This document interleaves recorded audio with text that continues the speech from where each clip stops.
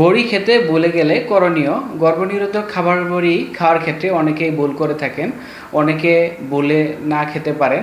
তো যদি কোনো কারণে ভুলে আজকের খাবার বড়ি না খেয়ে থাকেন, তাহলে যখনই মনে পড়বে এই দিনের মধ্যে বা রাতের মধ্যে সাথে সাথেই খাবার বড়িটি খেয়ে ফেলবেন। আর যদি কোনো কারণে একদিন না খেয়ে থাকেন, তাহলে পরের দিনই সাথে সাথেই 2টা বড়ি একসাথে খেয়ে ফেলবেন। যদি কোনো কারণে পরপর 2 দিন বড়ি না খেয়ে থাকেন, তাহলে যেটি করতে হবে, যেদিন মনে পড়বে সাথে সাথে 2টা বড়ি খাবেন এবং পরের দিনও আবার 2টা বড়ি খাবেন এবং পরবর্তী মাসিক না হওয়া পর্যন্ত আপনি ওই পাতা থেকে একটি করে বড়ি চালিয়ে যাবেন।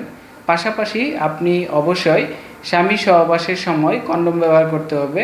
আর যদি কোনো কারণে কন্ডোম ব্যবহার না করেন, তাহলে সহবাস থেকে বিরত থাকতে হবে। যদি কোনো কারণে পরপর 3 দিন খাবার বড়ি খেতে ভুলে যান, তাহলে আপনাকে খাবার বড়ি খাওয়া বন্ধ করে দিতে হবে, অর্থাৎ ওই পাতা থেকে আর বড়ি খেতে পারবেন না এবং আগামী মাসিক না হওয়া পর্যন্ত আপনি সহবাসের সময় কন্ডোম ব্যবহার করতে হবে।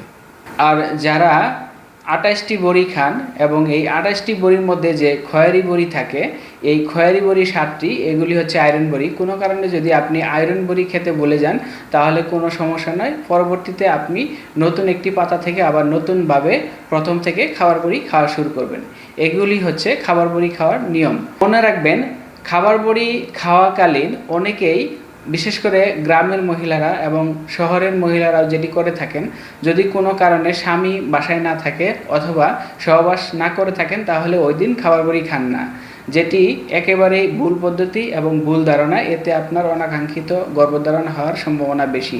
তাই কোনো কারণে স্বামী বাড়িতে না থাকলে বা স্বামীর সাথে সহবাস না করে থাকলে ওই দিন বড়ি খাওয়া বন্ধ রাখা যাবে না। যারা বড়ি খাবেন তারা নিয়মিত প্রতিদিন বড়ি খেয়ে যাবেন।